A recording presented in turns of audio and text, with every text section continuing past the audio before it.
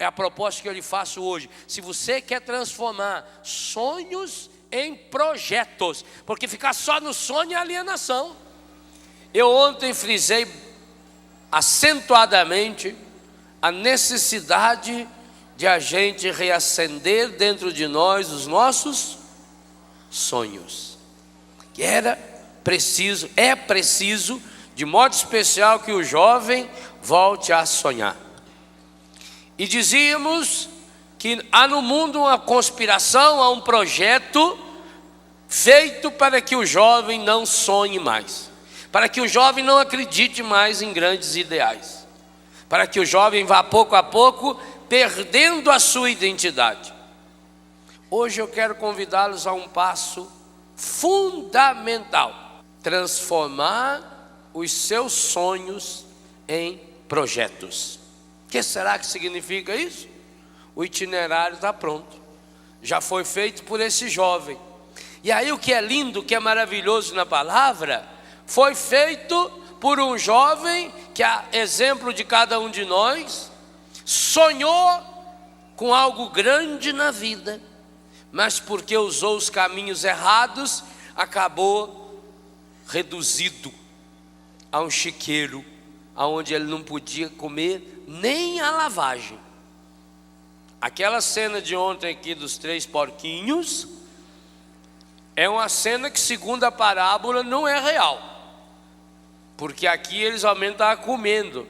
O som era típico de quem come igual os porquinhos, e a parábola diz que nem a lavagem ele podia comer. Então, a transformação de sonho em projetos acontece na vida de alguém que, vamos ser muito honestos e sinceros, eu não sei a fundura do poço que você já chegou, eu não sei, mas eu garanto com a mão em cima da Bíblia que nem todo mundo junto aqui chegou na situação que chegou esse menino do Evangelho. Quem de vocês aqui já foi obrigado a tentar comer lavagem de porco? Ninguém. Por mais que tenha baixado, por mais que tenha caído. Então, a transformação de sonhos em projeto, feito por uma pessoa que esteve lá no mais fundo do poço, é uma grande esperança para cada um de nós. Quando a gente lê uma parábola, quando a gente escuta um testemunho, a gente precisa despertar no coração o seguinte raciocínio: se ele conseguiu, eu também vou conseguir. Se Deus está do meu lado, porque veja bem uma coisa, quando você entrou no caminho do pecado, Deus estava contra ou a favor de você? E quando você voltou do caminho do pecado, Deus estava contra ou a favor de você? Deus está sempre ao seu lado, Deus está sempre com você. Somos nós que recusamos a presença de Deus. Ora, se para fazer o mal você foi tão competente, não está na hora de usar essa competência para fazer o bem? É essa virada que tem que acontecer conosco, transformar sonhos em projetos. Quais os passos, está aí na Bíblia, acabamos de ler, do itinerário que esse menino seguiu, e que, se cada um de nós quisermos transformar sonhos em projetos, a gente precisa seguir. O itinerário está feito, o caminho está feito, a trilha está feita.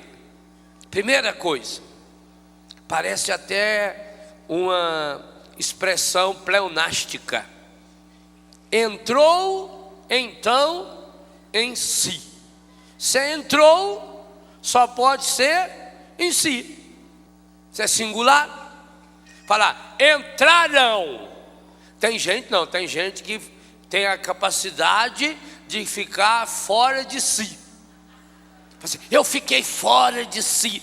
Mas claro, ou você fica fora ou dentro de si. De mim, ora, né? Fiquei fora de mim. Tem gente que fala, eu fiquei tão transtornado, eu fiquei completamente fora de si naquela hora, eu não vi nada na minha frente. Olha. Para não ter esse perigo, Lucas, que é médico, portanto conhece o tamanho da inteligência humana, Lucas conhece. Lucas, inclusive, é o protetor do nosso repórter, que ontem, nosso repórter ontem foi lá filmar as mulas. Teve uma corrida de mula em Silveira. Formula. Bacana, né? Lá em Silveira, foi ontem. Não é que a besta do nosso repórter levou um coice da mula? Isso é espetacular, velho. Isso dá uma manchete maravilhosa em televisão. Burro leva coice da mula em Silveira. Mas para que vai chegar perto do pé da mula? Única defesa que uma mula tem é o pé. E a anta chega lá, certo, para filmar o tamanho do casco. Veio aí pro posto aí, coitado, tudo esgualepado. Burro nasceu para sofrer. Se você não quer levar coice de burro, e o pior é que alguns aqui, como diz uma filha minha, mas pior é que tem umas bestas aqui que leva coice de porco. Gente, aí a pessoa é mais curta que o coice do porco. Que absurdo. Porco dá uns coicinhos assim de meio palmo. Pois tem gente levando coice de porco. Muito bem. Entrou então em si. Ele não entrou num lugar. Ele não se refugiou. A ideia aqui de São Lucas de fixar bem que ele entrou em si e refletiu. Olha, refletir já é em si mesmo, não tem outro jeito.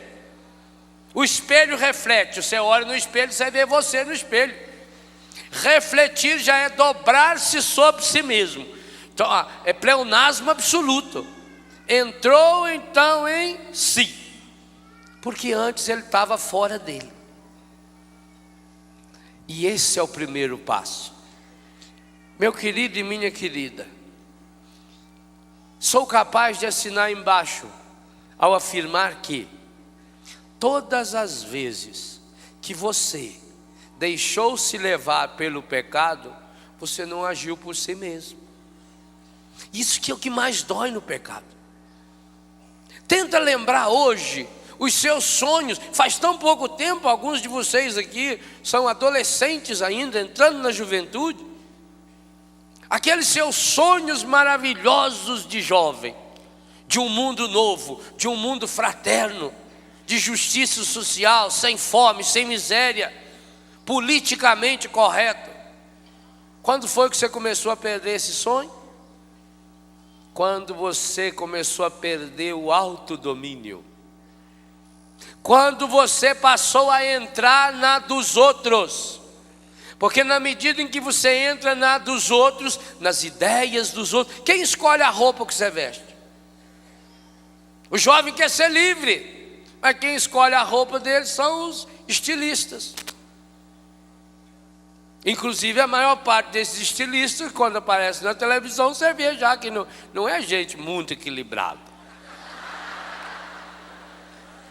Não é, é tudo meio, dá para virar de certo. São as creuzonas. Esse que escolhe a roupa.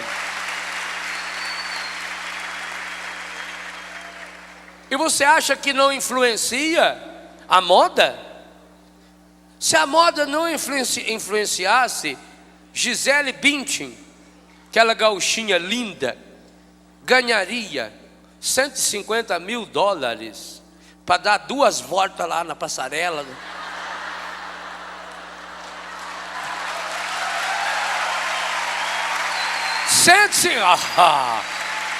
Pode me pagar aqui, ó. Já dei aqui a volta. Quero o dinheiro, irmão.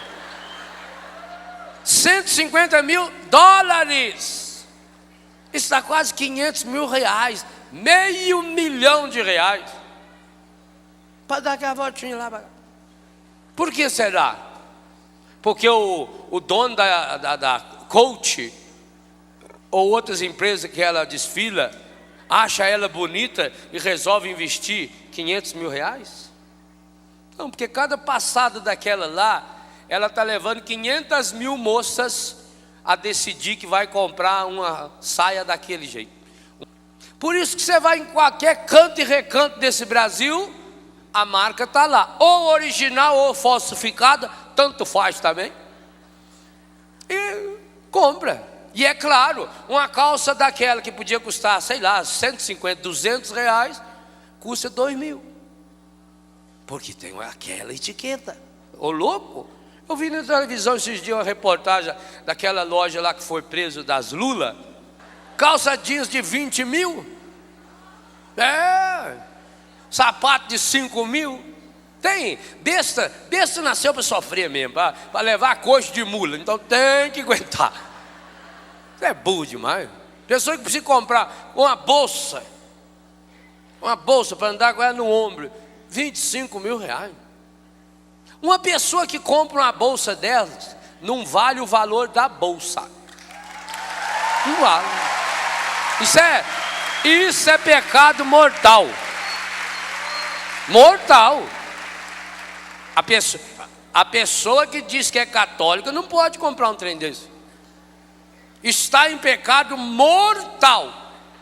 Pior ainda, não podia comungar, porque está comungando, comendo e bebendo a própria condenação. Você já pensou? Um absurdo desse. Por isso que eu fico feliz quando essas velhas ficam decepcionadas, descobriu que a bolsa que ela pagou 20.000 é falsa. Bem feito! Bem feito, velho. Ela não sabe nem a diferença. Cada vez que você, que eu, cada vez que um de nós deixamos-nos conduzir pelo encardido, a gente perdeu a identidade. O jovem não escolhe a roupa que vai vestir, seus meios de comunicação escolhem. Por isso que a moda muda e você fica desesperado. Tem adolescente jovem que, se não tiver aquela roupa, fica desesperado. Gente, a roupa é fundamental, principalmente como instrumental do demônio.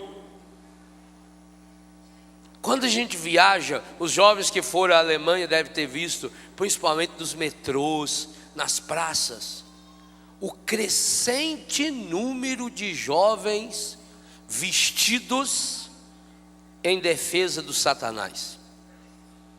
O satanismo é um fenômeno entre a juventude europeia e a juventude norte-americana, de uma forma, e também a japonesa, de uma forma assustadora.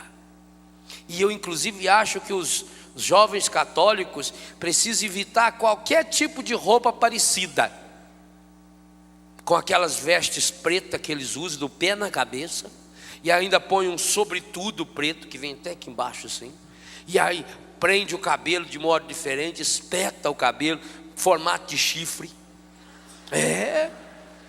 e depois junta aqueles piercing, tudo que vão enfiando para o nariz afora, na língua, no umbigo, em outro lugar que a gente não vê, também nem quero ver, também que deve ser uma coisa horrorosa.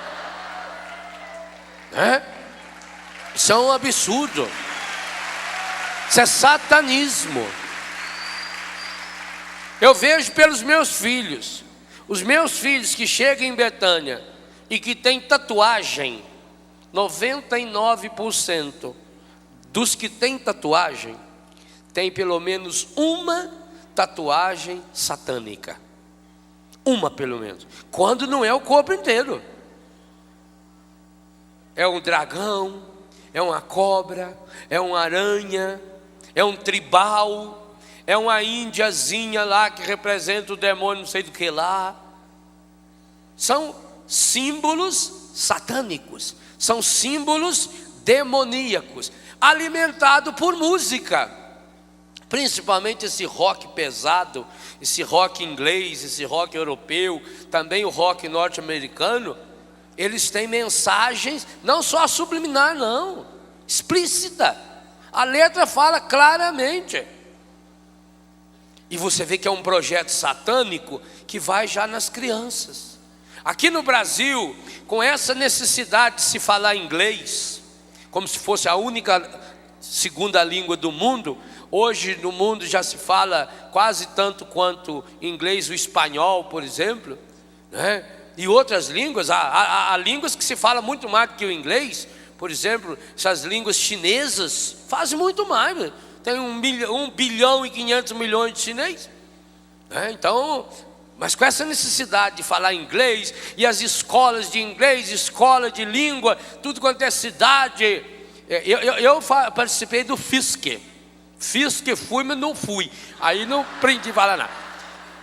Essas escolas todas de inglês, né? Trouxeram também a mentalidade satânica em inglês. O demônio fala inglês fluentemente. A nossa sorte é que Nossa Senhora fala português. Falou lá em Portugal, português. Só não sei se é com sotaque ou sem sotaque. Isso não sei. Mas que ela fala português, então a gente está sossegado. Pode falar na nossa língua com ela. O demônio fala especialista em inglês. Vocês não vê lá a mulher lá da Brasília? Mary Corney, a Maria da esquina.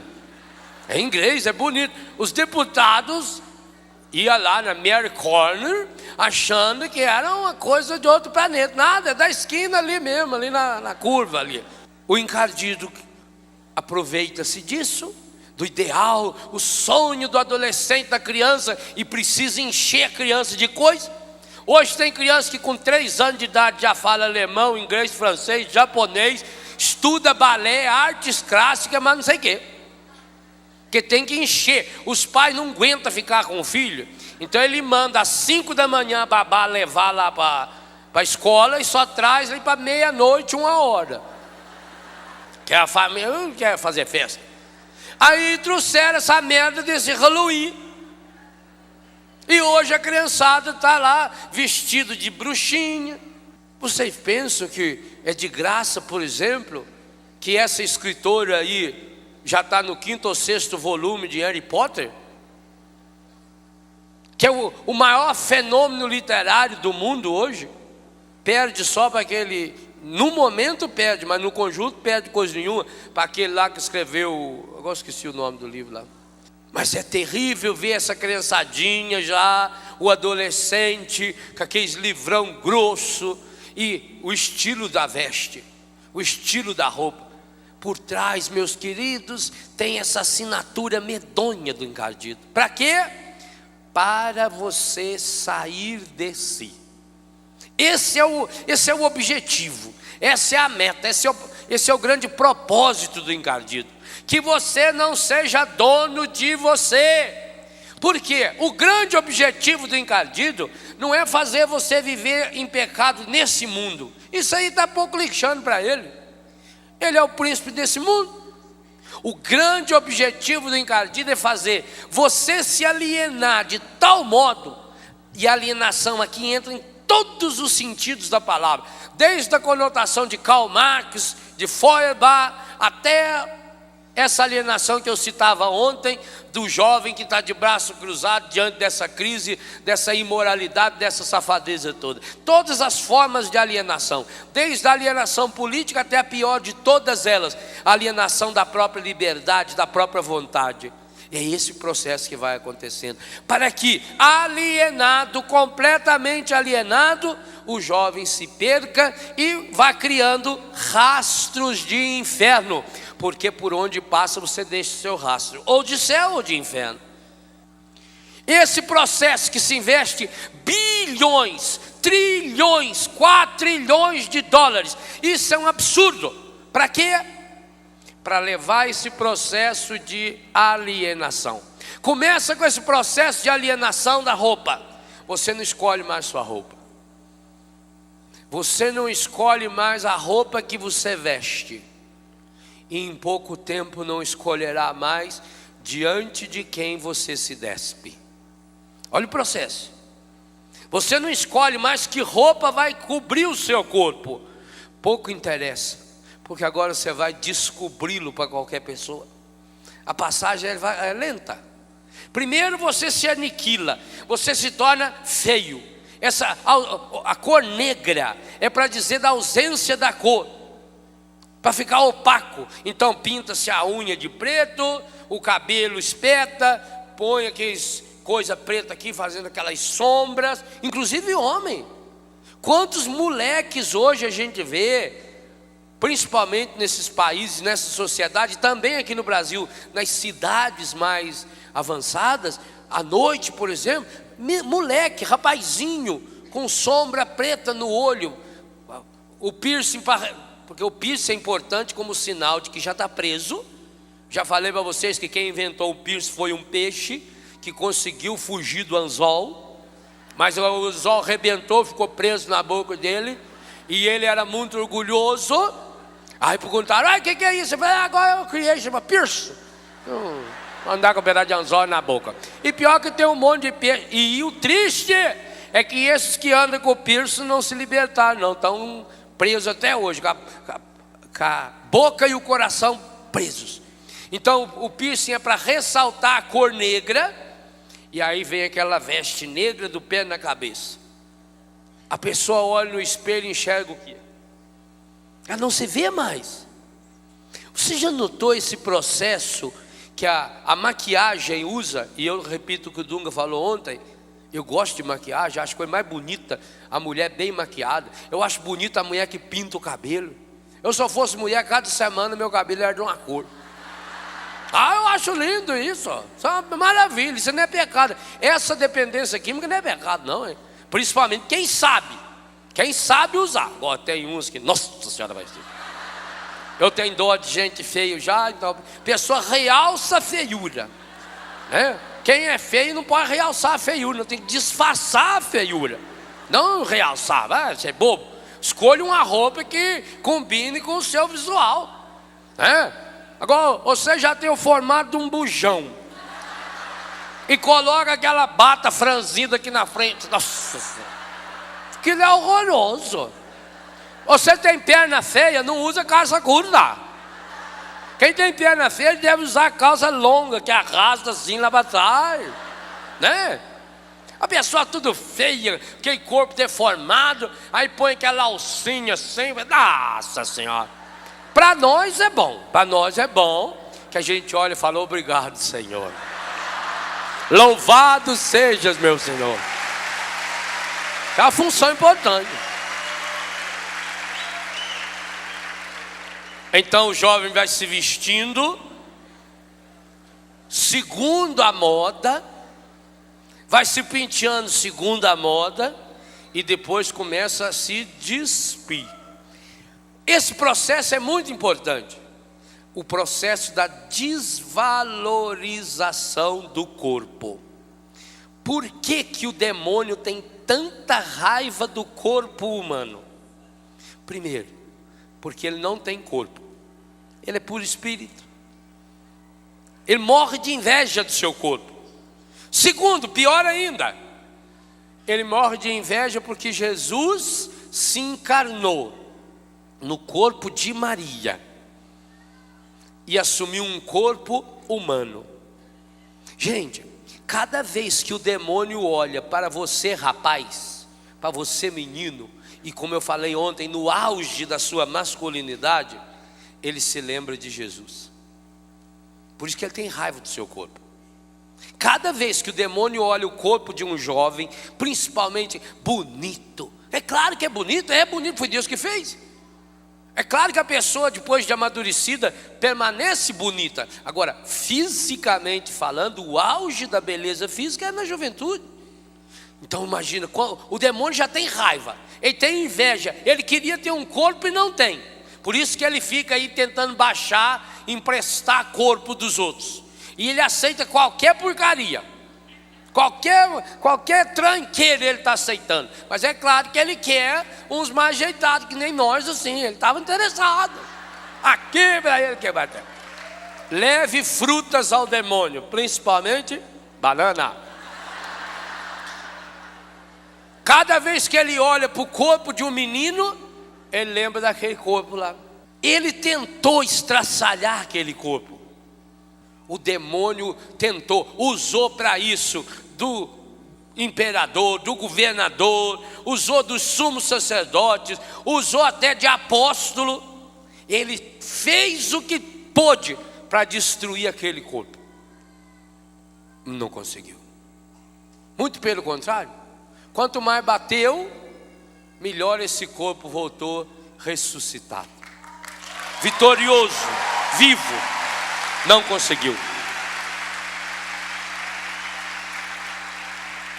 Quando o demônio olha para vocês, meninas, no auge da beleza física, onde tudo é perfeito, o corpo feminino é a obra por excelência das mãos de Deus. É a delicadeza ambulante. Ah, se vocês mulheres soubessem o tanto que vocês são bonitas. É coisa maravilhosa. A pele de uma menina. Nós que temos sobrinhas, filhas nas comunidades, essas meninas, quer ver? Quando sai da fase da adolescência, que parou de nascer aquelas espinhas horrorosas, e começa aquela pele mimosa, assim, que coisa linda. Cada vez que o demônio olha o corpo de uma menina, ele não fica excitado não, ele fica com raiva. O demônio não excita, ele fica com raiva, ele é o pai da excitação. Ele olha para a menina e lembra de Maria. E cada vez que ele lembra de Maria, ele lembra que ela pisou a cabeça dele. O demônio diante de Maria, eu acho lindo. Esses dias nós lemos, segunda-feira passada, nós lemos a primeira leitura de Apocalipse 12. Não, domingo, Apocalipse 12. Apareceu no céu um dragão, ô bicho feio, 7 cabeças, 10 chifres. O rabo do bicho, só com uma rabada, ele fez desaparecer 1/3 das estrelas. Ô bicho medonho. Até onde que ele chegou? Parou diante da mulher, a Maria. Aquele dragão que vinha varrendo o céu, aquela coisa medonha, quando chegou perto de Nossa Senhora, parecia um cachorrinho adestrado. Coitado, é um imbecil. Guarda o rabo, deita, recolhe o fogo da boca, pronto, vai embora. Olha a imagem, o autor, eu gosto da Bíblia. A Bíblia é o livro mais humorista que tem na face da terra. Eu fico lendo aquilo lá e fico imaginando, nossa Senhora, eu vou ao delírio. Você tem que usar a cabeça, imaginar mesmo, direitinho como está lá. Quando falar que é um dragão enorme, você imagina que a vizinha sua é muito maior, assim, enorme. É bom você comparar, né? Aquele zoião assim para fora. Tem que imaginar ele bem feio. E depois ver ele em frente, Nossa Senhora lá. Fica chorinho lá, deitadinho, quietinho. O demônio sabe que com essa dupla aí, ele não vai nada. Jesus o venceu não sei quantas milhões de vezes na cruz. Bastou uma gota do sangue de Jesus. Que Maria meteu o pé na cabeça dele. Pisou a cabeça da serpente. Então, o que ele pode fazer? Ele agora quer agir indiretamente, destruindo você. Cada corpo de menina que ele destrói. E para que o jovem vá perdendo a força de vontade, porque para entrar em si é preciso força de vontade, é preciso ser revolucionário, é preciso nadar contra a corrente, é preciso ter coragem de ser diferente. É preciso para isso tirar a força do jovem. E aí entra em cheio a questão das drogas. A droga que o jovem começa a usar por divertimento, que é bonita no início, põe lá aquele copo chique, coloca leite condensado dentro para ficar docinho, coloca um pedaço de fruta do lado, enfeita, embeleza, não é? Você já deve ter visto aquele filme Coquetel. Lá mostra quanto que se investe para embelezar aquilo que é medonho. Como estão fazendo com maço de cigarro hoje, que aparece aqui as fotografias horripilantes, coisa medonha, irreal, que lá não é invenção não. Precisaria também fazer isso com a bebida, porque a bebida é, primeiro, a bebida, agora grave bem o que eu vou dizer, a bebida em si é uma coisa ótima, a bebida em si, só que a pessoa que tem que bebê-la, se a pessoa não tiver o problema. Se tiver o problema, não pode chegar nem perto. Uma gota de álcool para quem tem o problema é pecado mortal e grave. A ideia de que para se fazer festa, a ideia de que para se alegrar, eu preciso estar turbinado pela bebida, a associação de bebida com festa, inclusive na igreja. Eu fiquei feliz de saber que a minha arquidiocese de Florianópolis acaba de tomar uma decisão na Assembleia de Pastoral, de que a partir de agora, nenhuma paróquia, nenhuma igreja católica da arquidiocese de Florianópolis poderá vender bebida alcoólica nas suas festas, nunca mais, graças a Deus. Porque, infelizmente, quantas famílias foram destruídas a partir da festa religiosa lá na sua comunidade? Quanta gente aprendeu a beber nas festinhas de igreja? Quantos? E que coisa. Por isso também que essas igrejas que se mantiveram a poder de venda de bebida alcoólica são comunidades pobres, são comunidades que não cresceram. Vê se aqui na Canção Nova foi vendido uma gota de álcool até hoje para fazer tudo que foi feito. Não.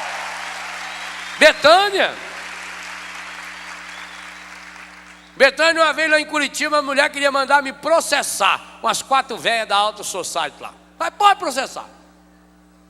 As velhas chegaram lá em casa para levar uma oferta para nós. E ofertona mesmo. Um monteiro de dinheiro, festa de velha rica, não tem nada para fazer, só gastar dinheiro. Que dinheirão todo. E nós numa situação quase igual hoje, na pendura lá. Aí veio a doação, oh glória a Deus, que beleza. O menino que administrava feliz da vida me ligou. Oh pai, nós recebemos uma bolada aqui. Uma oferta que é uma beleza. Tantos mil. É? De quem? Ah, de uma senhora. Nessa hora velha é senhora. Ele fala senhora. Uma senhora. Umas senhoras velhas aqui. E da onde que arrumou esse dinheiro? Ah, não sei. Descubra. Telefonou para as velhas. Com muito jeito, etc. O pai quer saber como é que as senhoras conseguiram esse dinheiro. É doação de cada uma? O que é? Ah, nós fizemos um bingo e teve bebida alcoólica por acaso? Sim, a cervejinha, Então é para vir buscar o dinheiro de volta. E foi buscar. Coerência. Você não precisa disso, porque que adianta eu querer fazer uma festa de igreja, de comunidade, para atrair o povo? Aqui, olha aí, ó. Vê se nós precisamos espalhar bebida para atrair o povo. Aqui, ó. Domingo de manhã, ó. Dê alimento sólido. São Paulo já diz na carta aos Hebreus, capítulo 8, acho que o versículo é 12 ou 13. Quem vive alimentando-se de leite não pode receber alimento sólido. Aliás, o único mamífero adulto que bebe leite é o ser humano. Por isso que leva coice de vez em quando. Leite é comida de criança, completa. Depois que cresce, pode botar um golinho assim só para quebrar o gosto. Então a pessoa precisa de alimento sólido. Nós precisamos dar ao nosso povo alimento sólido, uma palavra de vida, porque a fé entra pelo ouvido. Por isso que é muito importante o silêncio. Você já pensou você ter vindo lá da sua cidade, longe, participar de um acampamento, e aqui ter sido instrumento do demônio. E aquele irmão que precisava ouvir aquela palavra, precisava, necessitava. No plano de Deus é aquela palavra que ia salvá-lo, pois o demônio não quer que ele escute essa palavra. Então é preciso cair em si, voltar-se, assumir-se. A droga faz você perder-se. Você é um alienado. Você não manda mais em você. Você não é mais dono do seu corpo. Quantas meninas perderam a virgindade? Mas quantos rapazes também perderam a virgindade? Depois de beber uma dose a mais, depois de fumar um baseado, depois de cheirar uma carreira de cocaína. E a ciência prova hoje, as drogas, o álcool principalmente, o álcool, ele tem o mesmo efeito da cocaína no organismo da pessoa. Você tem em média 100 bilhões de neurônios e vão morrendo. Morre aí 15, 20 mil por dia. Todo mundo morre, é normal. Tanto você vai chegando na idade mais avançada, as suas ideias já não estão muito claras, a memória já não é tão boa, principalmente a memória recente. Você é capaz de lembrar de coisas de 80 anos atrás, mas não lembra o nome da pessoa que está ali do seu lado. Não é assim? Então vai desgastando, é um desgaste natural. A droga acelera. Quando se usa drogas corrosivas, álcool, cocaína e todos os seus derivados, o que ela faz? Ela come o neurônio. E é irreversível. Não tem volta. A pessoa que teve os seus neurônios comidos pela droga, agora o organismo vai ter que inventar caminhos novos. Então, por exemplo, você sabe que os neurônios, eles não estão ligados um no outro. Não tem uma cordinha que passa de um para o outro. É como se fosse um dominó, um monte de neurônio, um do ladinho do outro. E eles passam as informações, as energias, as eletricidades do corpo, eles jogam um para o outro.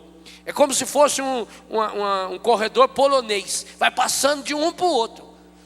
Eu pego, passo para o outro, numa velocidade espetacular. Quando o neurônio do meio é comido, esse que está para passar agora, precisa lançar com mais força, o esforço dele terá que ser maior. Imagine quando um adolescente, Deus o livre e guarde, o adolescente e o jovem que usa droga, então, na hora em que tudo está se estabelecendo, organizando no seu corpo, os neurônios estão sendo destruídos para sempre. Para sempre. Fala-se que cada vez que um jovem bebe, que fica de porre, que ele chega a perder 1 milhão. Claro, você tem muito, a princípio não aparece, você tem 100 bilhões, 1 milhão de neurônios, quando o normal é perder 10, 15 mil neurônios por dia, num único porre, tanto faz se é de álcool, tanto faz se é de cocaína. O processo que acontece com as drogas inibidoras é um pouquinho diferente. O resultado é o mesmo enquanto se usa a droga. A maconha, o cigarro, quando a pessoa usa, eles não destroem o neurônio, eles criam uma capa para o neurônio, eles escondem o neurônio. Então na prática dá na mesma, enquanto estiver usando a droga, porque aquele neurônio encapado, ele também não pode exercer a sua função. Claro que no caso do cigarro e no caso da maconha, com todos os seus derivados, quando uma pessoa para de usar, devagarinho essa capa vai se dissolvendo, desaparecendo, e num prazo médio de 84 dias, o organismo já está apto a voltar ao seu normal. Mas vejam, como é que o demônio foi capaz de criar algo que alienasse o ser humano, principalmente o jovem, de uma forma tão terrível? É por isso que quando você pega um jovem usuário de droga, ele vai mal na escola, ele não consegue aprender mais, e aí indo mal na escola, ele não vai ter sonhos para transformar em projeto, porque primeiro vem o sonho, mas agora eu preciso transformá-lo em projeto, e para transformar o sonho em projeto, o evangelista usou 2 vezes o verbo levantar. Primeiro, como uma decisão: levantar-me-ei. É uma decisão pessoal. Eu vou me levantar. Quase que está escrito ali: eu vou me levantar, eu. Levantar-me-ei. E logo em seguida, levantou-se, pois, e foi na direção do Pai. Portanto, para transformar sonho em projeto, você precisa desse passo, dessa decisão. Levantar-me-ei. Eu não estou segurando em nada. Você tem que achar a força aqui de dentro. É o impulso que leva você. E aí precisa desse esforço seu.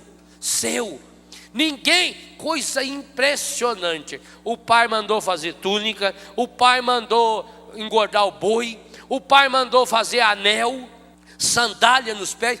O pai fez tudo, mas não pôde fazer uma coisa. O pai não pôde ir lá estender a mão para levantá-lo. Porque, meus irmãos e minhas irmãs, você pode até sonhar o sonho dos outros e com os outros, mas chega um momento na sua vida, na minha vida, na nossa vida, em que você precisa dar a sua resposta, em que ninguém poderá. É preciso cair em si, tomar consciência, refletir e levantar-se. Levantar-me-ei. Só você pode tomar essa decisão. E o que é lindo e maravilhoso, mesmo se você estiver lá no chiqueirão, no meio daquela porcaria toda, ali também você pode tomar a decisão. Depois virá o longo processo, a longa caminhada para chegar até lá na casa do Pai. Mas para isso é preciso essa decisão. E essa decisão é fruto de uma parada. Oh, jovem, você já notou como é que o encardido gosta de fazer você ser agitado? Que você fica o tempo todo naquela correria. Você chega na sua casa, você já liga a televisão e vai no quarto, liga o DVD e liga lá o toca-fita, e alguns já andam pendurados no pescoço. Aquele radinho, agora tem uns radinhos desse tamanho, metidinho desses. Não é todo mundo que pode ter daquilo, né? Aí põe no bolso aqui assim, aquilo toca 5.000 músicas. Eu falei, nossa senhora, quem aguenta isso? Eu às vezes para escutar um CD inteiro é só um espírito de penitência, que é dureza, não? Porque cada CD tem aí 3, 4, 5 músicas boas. O resto a gente tem que aguentar. Nossa senhora. Ainda bem que no carro você aperta um botãozinho, ele pula já no outro, né? Porque tem uma musiquinha muito feia demais. Agora imagina você ficar com 5.000 músicas na orelha. A agitação, o barulho o tempo todo. É medo. É medo. É igual criança que precisa dormir com a luz acesa, que tem medo. Será que você também não é medroso e tem que dormir com o radinho ligado, com o somzinho ligado? É medo. Medo do silêncio. Lá em Betânia, no nosso retiro, nós temos pelo menos uns 5 momentos em que insistimos e brigamos. É preciso fazer silêncio. Silêncio exterior para chegar no silêncio interior. Nossos encontros, principalmente quando a gente vai pregar Brasil afora, eles perderam a capacidade de silenciar.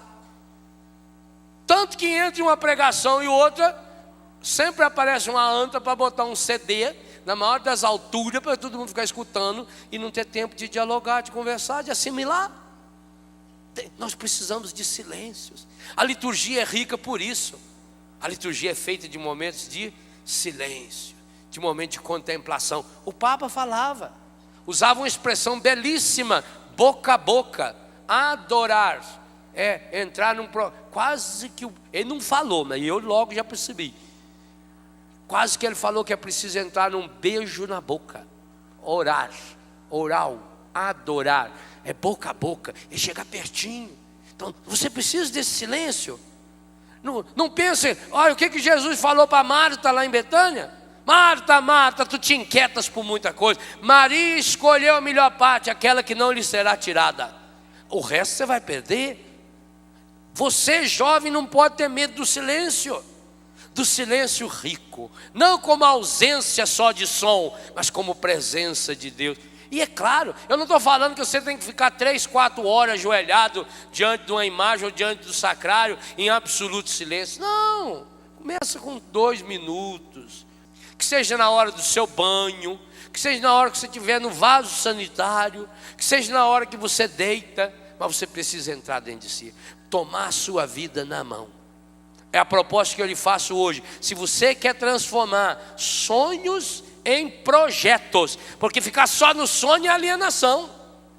É preciso transformar sonho em projeto. E como é que se transforma sonho em projeto? A partir da tomada de consciência.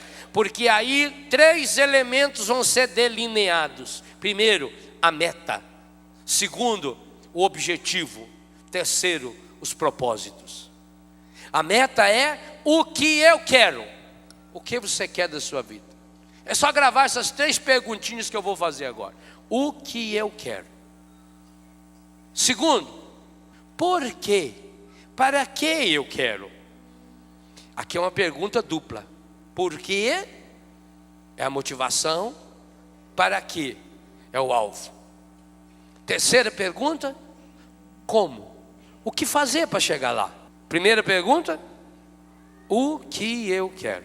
Segundo, por quê? Para que eu quero? Terceiro, como? O que fazer para chegar lá? Isso você pode aplicar em cada sonho da sua vida. Como transformar sonhos em projeto. Projeto é concreto. Sonho está aqui ainda. Sonho a gente vislumbra na imaginação, na memória, no olhar do coração, na esperança, na fé. Agora eu preciso projetar. Jetar, projetar. Empurrar a favor. Injetar. Você que já injetou droga. Você injetou, jogou dentro de você.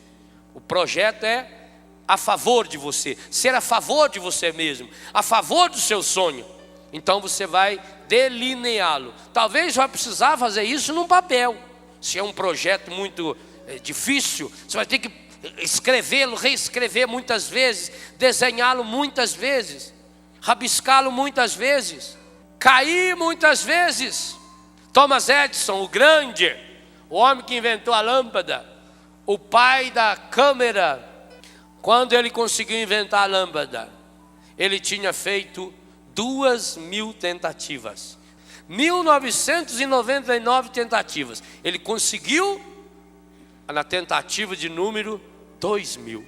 Aí o repórter perguntou para ele: como é que o senhor se sente ter levado tanto tempo, ter gastado tanto espaço para fazer a lâmpada? Como é que o senhor explica que o senhor tenha falhado tantas vezes? O senhor não falhei nenhuma vez. É que a lâmpada era um projeto tão grandioso que para inventá-lo eu precisei de 1999 passos. Olha que coisa linda. Isso é típico de quem tem um projeto. Qual é o projeto da sua vida? Ontem você pensou no seu sonho. Qual é o seu projeto? Para que ele se realize, é preciso que você tome uma decisão hoje. Ao entrar em si, que você tome a grande decisão da sua vida. E que você pode tomá-la agora. Levantar-me-ei. Essa tem que ser uma palavra de ordem, de guerra para você. Talvez você está lá, jogado lá no fundo do poço, com droga.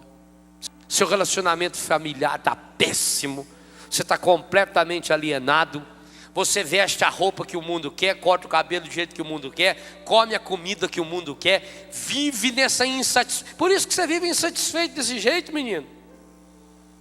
Porque você não está sendo você. Sai dessa. Você não falou ontem que está, anteontem, estou fora dessa? Sai dessa. Ninguém vai poder sair por você. Por mais que eu queira, eu não posso. É como meus filhos que chegam lá em casa. Por mais o tanto de vontade que eu tenho no meu coração que eles nunca mais se drogassem, mas eu não posso fazer mais nada. A decisão é dele. E essa você precisa tomar hoje. Levantar-me-ei. Mas você não está sendo chamado a se levantar só de uma cadeira. Levantar-me-ei significa eu vou caminhar na direção do meu Pai. Feche seus olhos um pouquinho. Qual é o sonho que você precisa transformar em projeto?